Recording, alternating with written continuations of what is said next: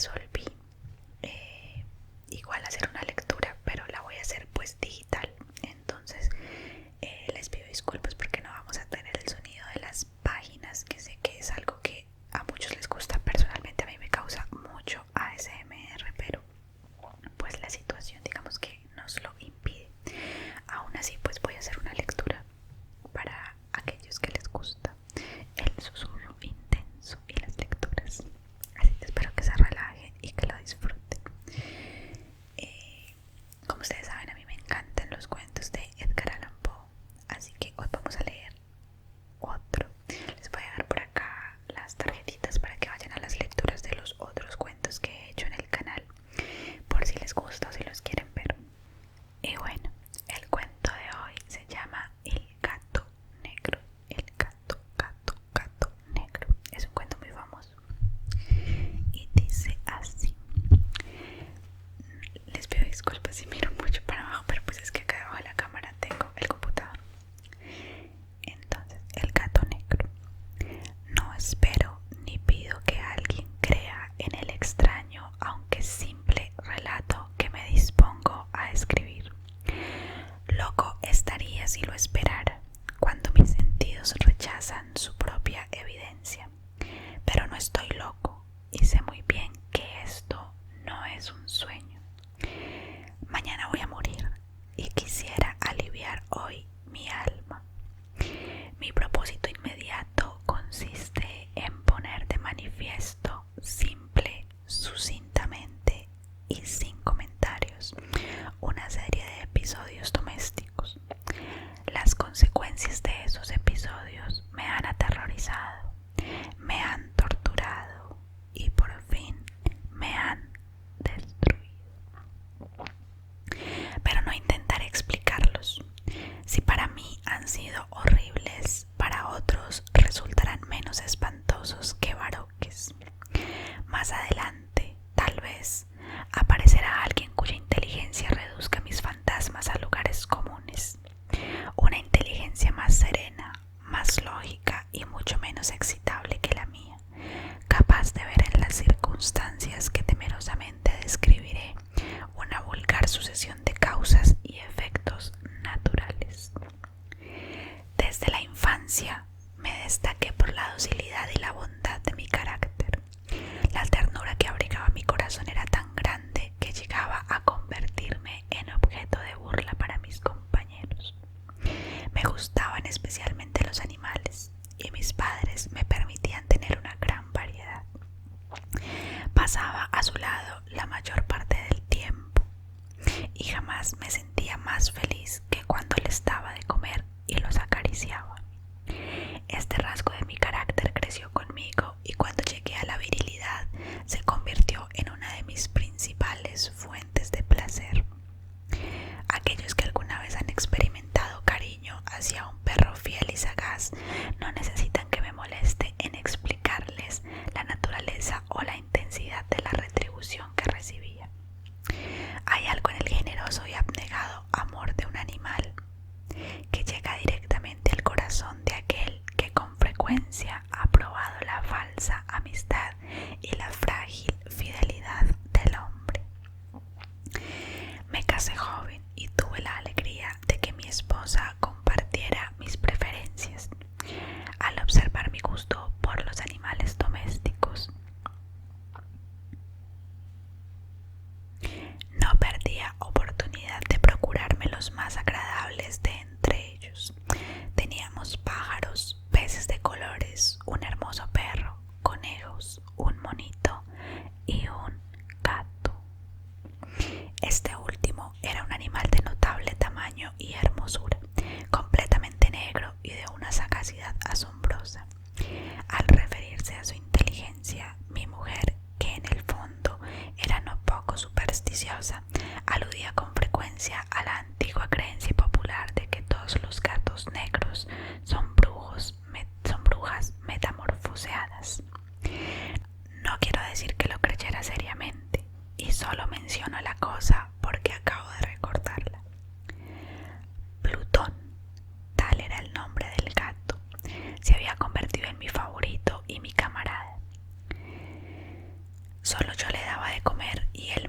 seguía por todas partes en casa. Me costaba mucho impedir que anduviera tras de mí en la calle. Nuestra amistad duró así varios años, en el curso de los cuales, enrojezco al confesarlo, mi temperamento y mi carácter se alteraron radicalmente por culpa del demonio. Intemperancia. Día a día me fui volviendo más melancólico, irritable e indiferente hacia los sentimientos ajenos. Llegué incluso a hablar descomedidamente a mi mujer y terminé por infligirle violencias personales. Mis favoritos, claro está, sintieron igualmente el cambio de mi carácter. No solo los descuidaba, sino que llegué a hacerles daño. Hacia Plutón, sin embargo, conservé suficiente consideración como para abstenerme de maltratarlo, cosa que hacía con los conejos, con el mono y hasta el perro cuando por casualidad o movidos por el afecto se cruzaban en mi camino.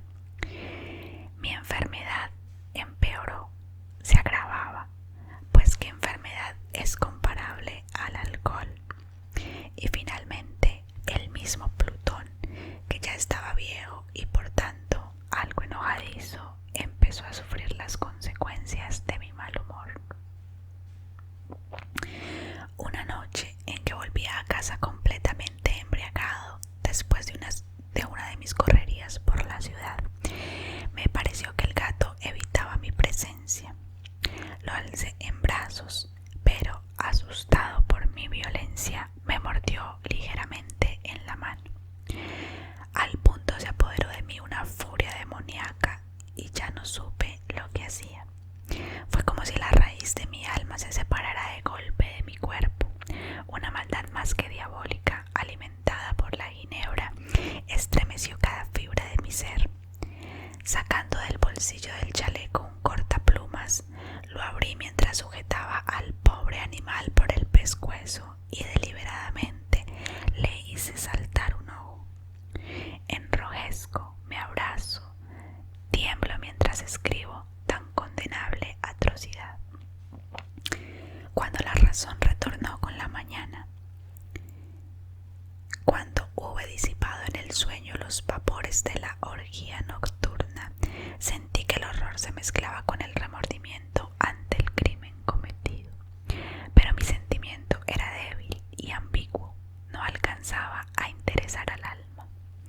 Una vez más me hundí en los excesos y pronto ahogué en vino los recuerdos de lo sucedido. El gato, entre tanto, mejoraba poco a poco. Cierto que la órbita donde faltaba el ojo presentaba un horrible aspecto, pero el animal no parecía sufrir ya. Se paseaba, como de costumbre, por la casa, aunque, como es de imaginar, huía aterrorizado al verme. Me quedaba aún bastante de mi antigua manera de ser para sentirme agraviado por la evidente antipatía de un animal que alguna vez me ha querido tanto. Pero este sentimiento no tardó en ceder paso a la irritación, y entonces, para mi caída final e irrevocable, se presentó el espíritu de la perversidad. La filosofía no tiene en cuenta a este espíritu, y sin embargo, tan seguro estoy de que mi alma existe como de que la perversidad es uno de los impulsos primordiales del corazón humano, una de las facultades primarias indivisibles, uno de esos sentimientos que dirigen el carácter del hombre. ¿Quién no se ha sorprendido a sí mismo 100 veces en momentos en que cometía una acción tonta o malvada por la simple razón de que no debía cometerla? No hay en nosotros una tendencia permanente que la enfrenta descaradamente al buen sentido, una tendencia a transgredir lo que constituye la ley por el solo hecho de serlo. Este espíritu de perversidad se presentó, como he dicho, en mi caída final, en el insondable anhelo que tenía mi alma de vejarse a sí misma, de violentar su propia naturaleza, de hacer mal por el mal mismo. Me incitó a continuar y finalmente a consumir el suplicio que había infligido al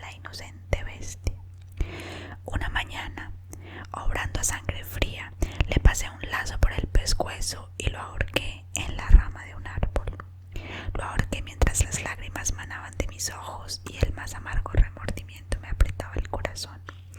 Lo ahorqué porque recordaba que me había querido y porque estaba seguro de que no me había dado motivo para matarlo. Lo ahorqué porque sabía que al hacerlo cometía un pecado mortal que comprometería mi alma hasta llevarla, si ello fuera posible, más allá del alcance de la infinita misericordia del Dios más misericordioso y más terrible. La noche de aquel mismo día en el que cometí tan cruel acción, me despertaron gritos de ¡incendio!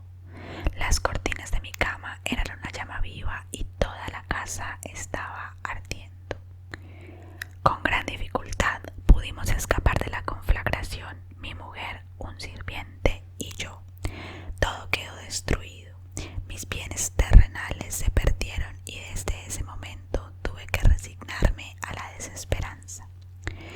No incurriré en la debilidad de establecer una relación de causa y efecto entre el desastre y mi criminal acción, pero estoy detallando una cadena de hechos y no quiero dejar ningún eslabón incompleto. Al día siguiente del incendio acudí a visitar las ruinas. Salvo una, las paredes se habían desplomado. Lo que quedaba en pie era un tabique divisorio de poco espesor situado en el centro de la casa y contra el cual se apoyaba antes la cabecera de mi lecho. El enlucido había quedado salvo de la acción del fuego, cosa que atribuía a su reciente aplicación. Una densa muchedumbre habíase reunido frente a la pared y varias personas parecían examinar de la misma con gran atención y detalle.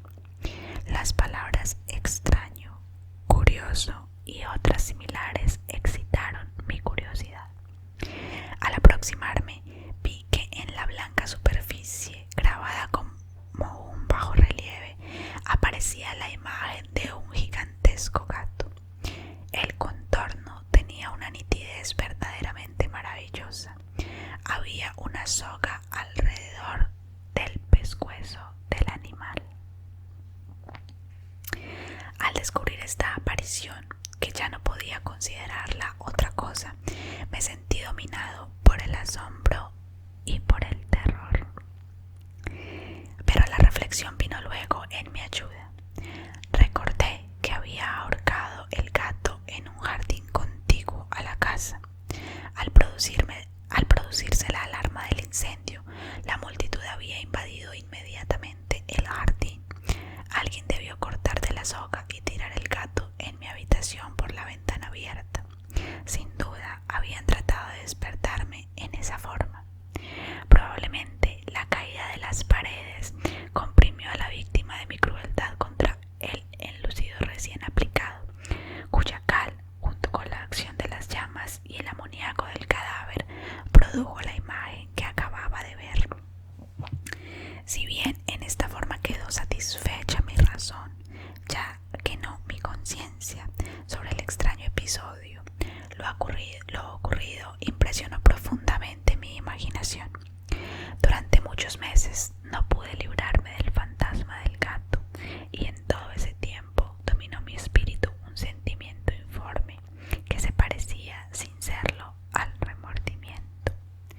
Llegué al punto de lamentar la pérdida del animal y buscar en los viles antros que habitualmente frecuentaba algún otro de la misma especie y apariencia que pudiera ocupar su lugar. Una noche en que, borracho a medias, me hallaba en una taberna más que infame, reclamó mi atención algo negro posado sobre uno de los enormes toneles de ginebra que constituían el principal moblaje del lugar. Durante algunos minutos había estado mirando dicho tonel y me sorprendió no haber advertido antes la presencia de la mancha negra en lo alto. Me aproximé y la toqué con la mano. Era un gato negro muy grande, tan grande como Plutón, y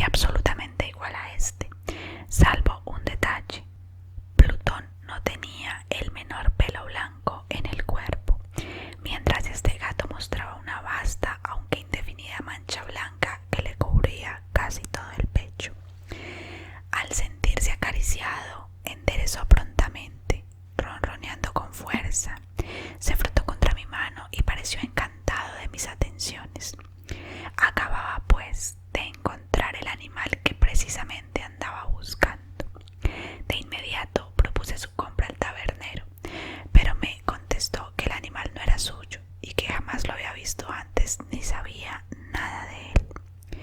Continuó acariciando al gato y cuando me disponía a volver a casa, el animal pareció dispuesto a acompañarme. Le permití que lo hiciera, deteniéndome una y otra vez para inclinarme y acariciarlo. Cuando estuvo en casa, se acostumbró a ella de inmediato y se convirtió en el gran favorito de mi mujer. Por mi parte, pronto sentí nacer en mí una antipatía hacia aquel animal. Era exactamente lo contrario de lo que había anticipado, pero sin que pueda decir cómo ni por qué, su marcado cariño por mí me disgustaba y me fatigaba. Gradualmente el sentimiento de disgusto y fatiga creció hasta alcanzar la amargura del odio. Evitaba encontrarme con el animal. Un resto de vergüenza y el recuerdo de mi crueldad de antaño me vedaban maltratarlo. Durante algunas semanas me abstuve de pegarle o de hacerle víctima de cualquier violencia, pero gradualmente, muy gradualmente, llegué a mirarlo con inexpresable odio y a huir en silencio de su detestable presencia, como si fuera una emanación de la peste.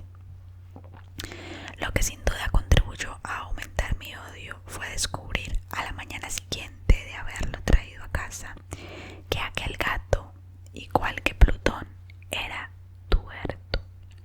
Esta circunstancia fue precisamente la que le hizo más grato a mi mujer, quien, como ya dije, poseía en alto grado esos sentimientos humanitarios que alguna vez habían sido mi rasgo distintivo y la fuente de mis placeres más simples y más puros. El cariño del gato por mí parecía aumentar en el mismo grado que mi aversión. Seguía mis pasos con una pertinacia que me costaría hacer entender al lector. Donde quiera que me sentara, venía a ovillarse bajo mi silla o saltaba a mis rodillas, prodigándome sus odiosas caricias.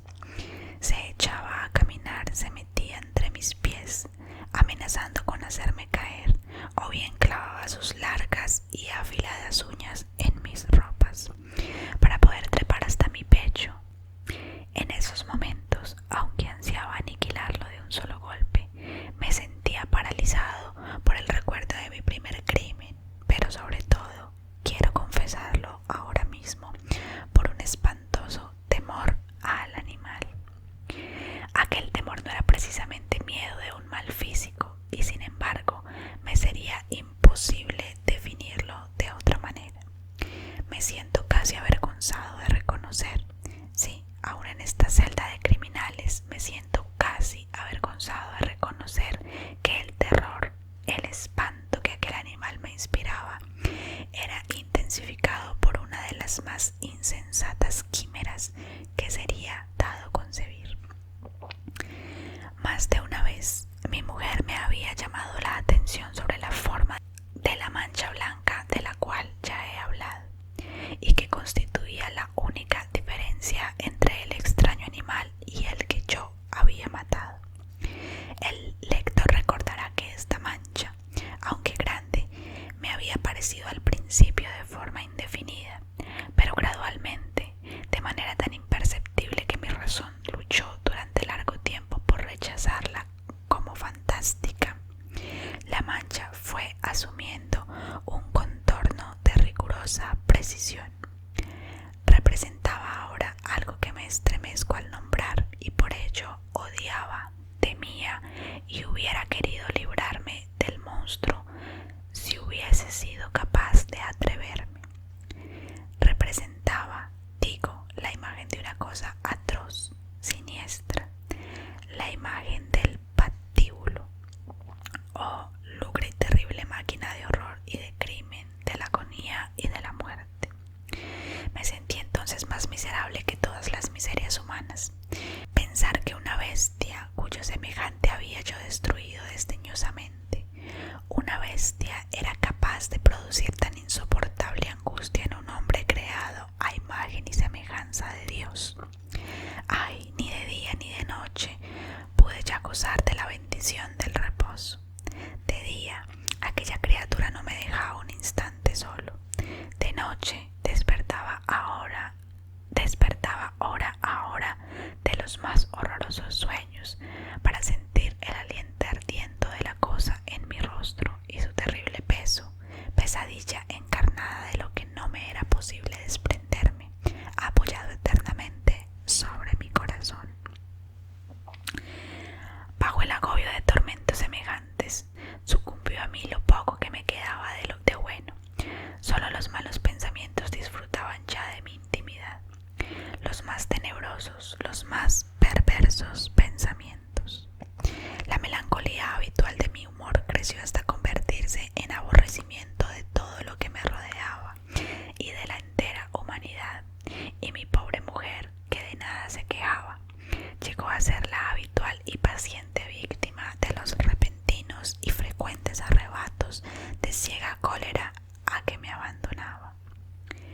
Cierto día, para cumplir una tarea doméstica, me acompañó al sótano de la vieja casa donde nuestra pobreza nos obligaba a vivir. El gato me siguió mientras bajaba la empinada escalera y estuvo a punto de tirarme cabeza abajo, lo cual me exasperó hasta la locura. Alzando un hacha y olvidando en mi rabia los pueriles temores que hasta entonces habían detenido mi mano, descargué un golpe que hubiera matado instantáneamente al animal de haberlo alcanzado. Pero la mano de mi mujer detuvo su trayectoria. Entonces, llevado por su intervención a una rabia más que demoníaca, me zafé de su brazo y le hundí el hacha en la cabeza. Sin un solo quejido, cayó muerta a mis pies. Cumplido este espantoso asesinato, me entregué al punto y con toda sangre fría a la tarea de ocultar el cadáver. Sabía que era imposible sacarlo de casa, tanto de día como de noche, sin correr el riesgo de que algún vecino me observara. Diversos proyectos cruzaron mi mente. Por un momento pensé en descuartizar el cuerpo y quemar los pedazos. Luego se me ocurrió cavar una tumba en el piso del sótano. Pensé también si no convenía arrojar el cuerpo al pozo del patio o meterlo en un cajón, como si se tratara de una mercadería común, y llamar a un mozo de cordel para que lo retirara de casa. Pero al fin di con lo que me pareció el mejor expediente y decidí emparedar el cadáver en el sótano, tal como se dice que los monjes de la Edad Media emparedaban a sus víctimas. El sótano se adaptaba bien a este propósito. Sus muros eran de material poco resistente y estaban recién revocados con un mortero ordinario, que la humedad de la atmósfera no había dejado endurecer. Además, en una de las paredes se veía la saliencia de una falsa chimenea, la cual había sido rellenada y tratada de manera semejante al resto del sótano. Sin lugar a dudas, sería muy fácil sacar los ladrillos en esa parte, introducir el cadáver y tapar el agujero como antes, de manera que ninguna mirada pudiese descubrir algo sospechoso. No me equivocaba en mis cálculos. Fácilmente saqué los ladrillos con ayuda de una palanca y luego de colocar cuidadosamente el cuerpo contra la pared interna, lo mantuve en esa posición mientras aplicaba de nuevo la mampostería en su forma original. Después de procurarme argamasa, arena y cerda, preparé un enlucido que no se distinguía del anterior y revoqué cuidadosamente el nuevo enladrillado. Concluida la tarea, me sentí seguro de que todo estaba bien. La pared no mostraba la menor señal de haber sido tocada. Había barrido hasta el menor fragmento de material suelto. Miré en torno, triunfante, y me dije, aquí por lo menos no he trabajado en vano. Mi paso siguiente consistió en buscar a la bestia causante de tanta desgracia, pues al final me había decidido a matarla. Si en aquel momento el gato hubiera surgido ante mí, su destino habría quedado sellado, pero por lo visto, el astuto animal, alarmado por la violencia de mi primer acceso de cólera, se cuidaba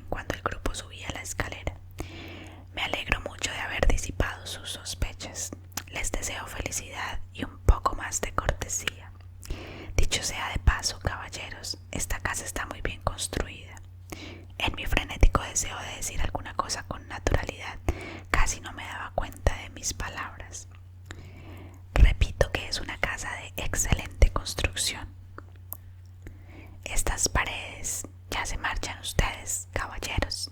Tienen una gran solidez.